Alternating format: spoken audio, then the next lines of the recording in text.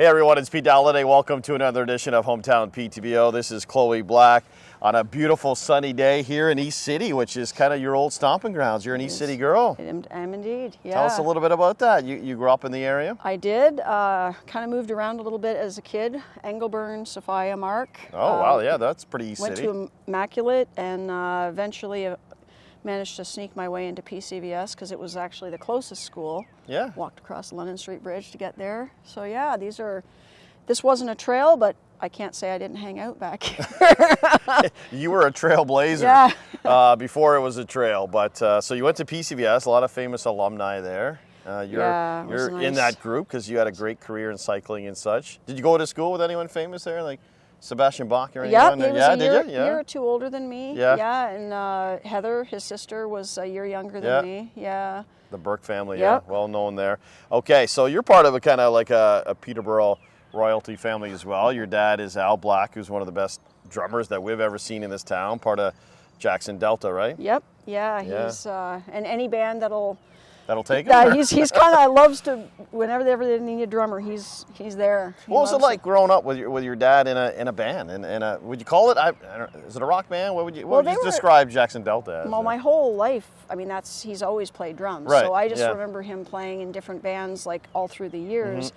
Mm-hmm. And Jackson Delta was acoustic blues, but he had like electric versions of it. And yeah, it was, I mean, basically, a few of my friends that were more musically inclined were quite envious of the opportunity, but of course I took a different path, so for you, it was just your dad, right? Yeah, it's just my dad, and it's no big deal. Lots of drums everywhere. And speaking of path, you took a cycling path. I mean, you were a very high-end sort of national team member cyclist, right?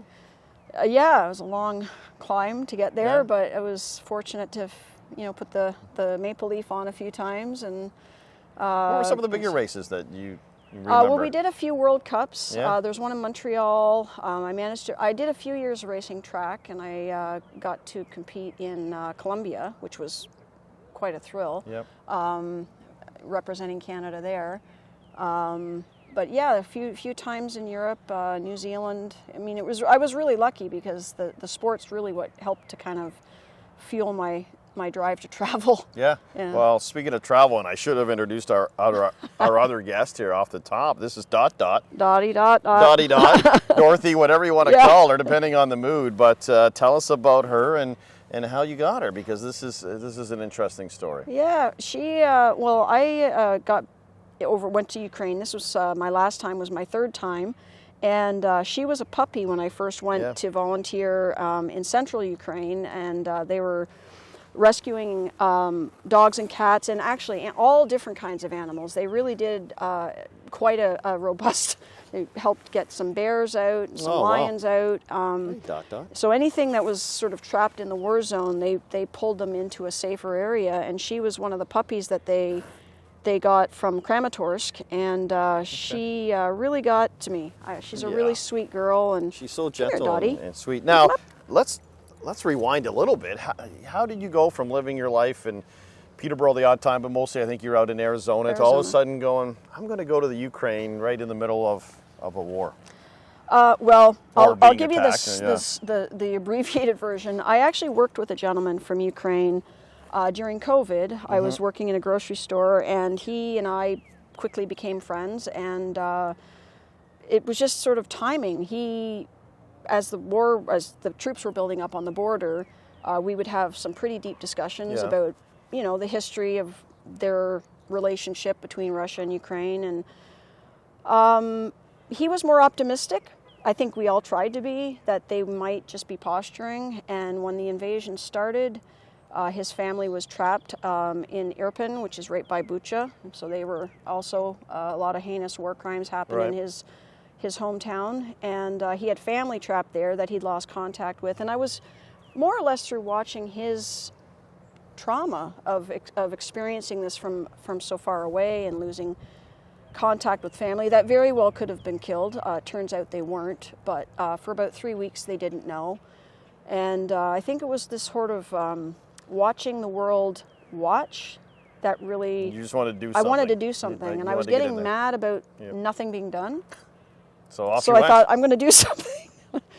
Wow. I can't shoot a gun, and I'm not military, but so you're helping, I'll try to do something. Helping, bring the animals over and such, like our lovely Dot here. And that's amazing. And you're raising some money as well. Before we wrap it up, you have an event coming up as well, which combines going back to your music background with your dad, and you've been around it your whole life, but musicians are stepping up again for a good cause.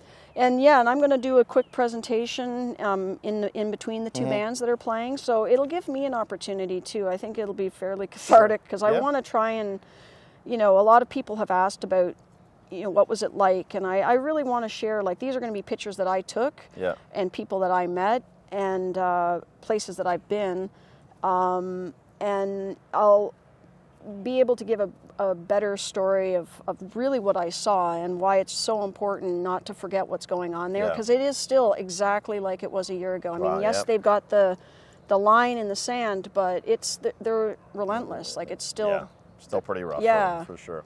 Well, listen, great job with what you're doing. I wish you all the very best with the performance and the fundraiser on the weekend, and hopefully we'll see Dot on the trail. Yeah, you're going to see her around. As well. And we appreciate your time. Thanks so much, Pete. It's Chloe Black, everyone. Thanks for watching Hometown PTBO.